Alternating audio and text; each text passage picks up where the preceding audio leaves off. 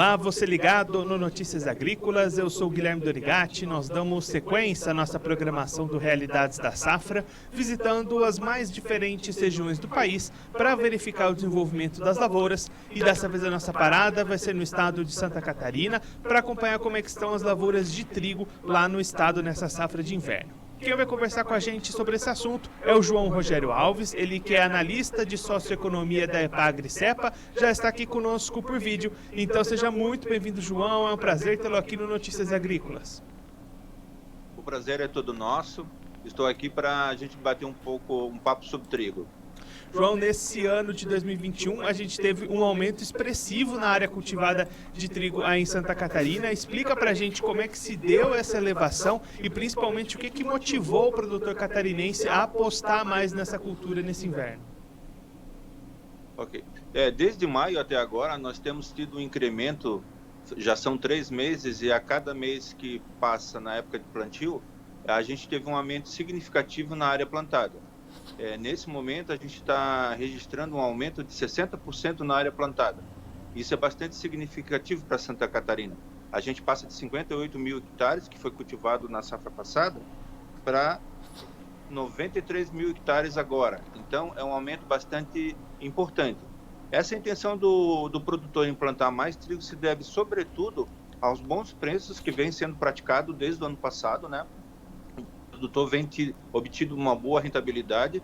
É uma cultura de inverno, então não existe uma cultura concorrente para ela aqui no estado, portanto, existe área para expansão, né, na cultura do trigo, e o produtor, eles estão bastante motivados por esse aspecto. Um outro aspecto é a frustração da safra de milho, né? Tanto a safra como a safrinha de milho aqui em Santa Catarina, como em todo o sul do país, tivemos uma frustração na safra passada em função da estiagem. E então estamos com um déficit muito grande de milho. E o trigo se apresenta como uma boa alternativa para a oferta de proteína vegetal para a conversão em proteína animal. Santa Catarina é um importante estado produtor de proteína animal, tanto aves como suínos, um grande exportador, e portanto nós temos que ter proteína vegetal para converter ela em proteína animal. E o trigo vem se apresentando como uma alternativa nesse momento de déficit de milho, né?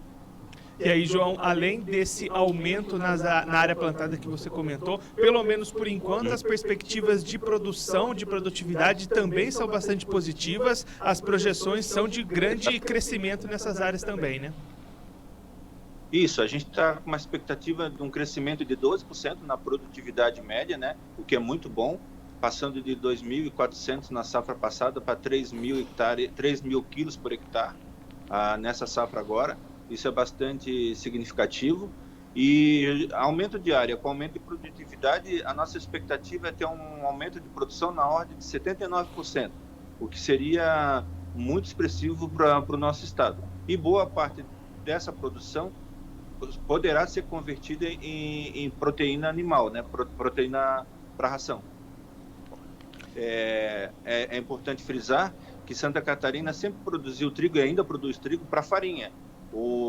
A via principal do escoamento dessa produção é para farinha, mas essa expansão de área bastante significativa, com certeza trará efeitos positivos para a oferta de grãos para a fabricação de ração. E, João, claro que para tudo isso se confirmar, o clima precisa contribuir daqui para frente, né, até o final dessa safra. Como é que estão essas condições nesse momento e o que é preciso acontecer ainda aí no estado para a gente confirmar essas perspectivas tão positivas? Então, as geadas que ocorreram há 2 meses atrás, né, não chegaram a comprometer o desenvolvimento da safra aqui em Santa Catarina. A gente planta um pouco mais tarde do que o Rio Grande do Sul e que o Paraná, e por lá houve algum dano, né? Quem plantou mais cedo teve prejuízo, que a geada alcançou as lavouras na floração, em algumas regiões do estado, sobretudo no extremo oeste, mas foram áreas muito, muito pequenas. Então, não compromete a safra estadual. A safra estadual está seguindo bem, o clima tem colaborado, tem frio suficiente e tem chovido razoavelmente na hora que precisa.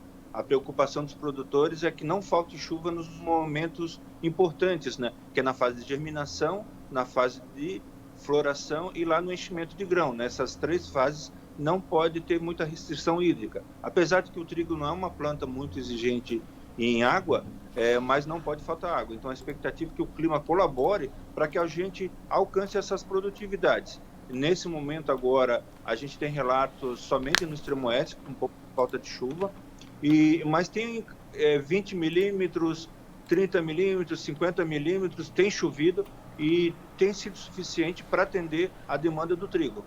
E só para a gente entender um pouco melhor esse calendário, João, quando que seria essas datas onde a cultura estaria esse período mais crítico para as condições climáticas? Agora, nesse momento agora, a gente está alcançando a fase de floração.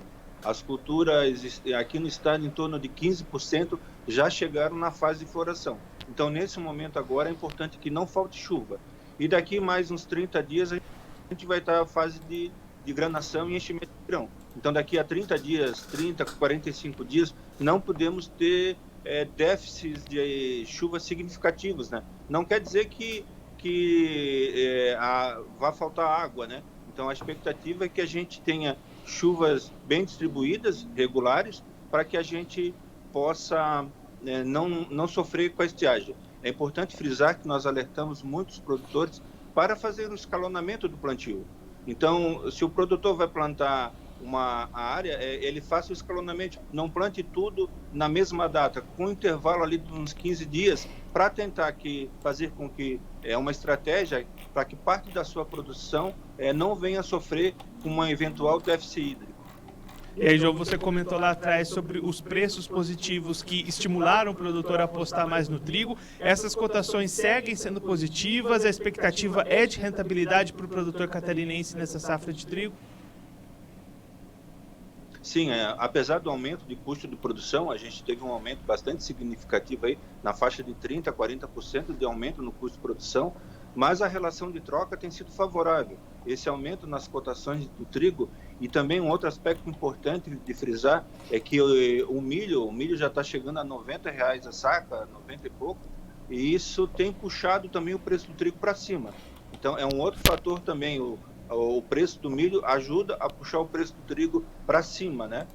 Então, a expectativa é boa, a expectativa dos produtores é de conseguirem bons preços. O trigo já voltou a subir um pouquinho agora nesse mês de agosto aqui no estado, e então a expectativa é bom, vamos ver como é que vai transcorrer daqui para frente.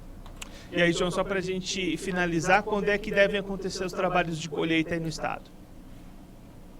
Lá para final de setembro, início de outubro, a gente já deve estar com a colheita bem adiantada.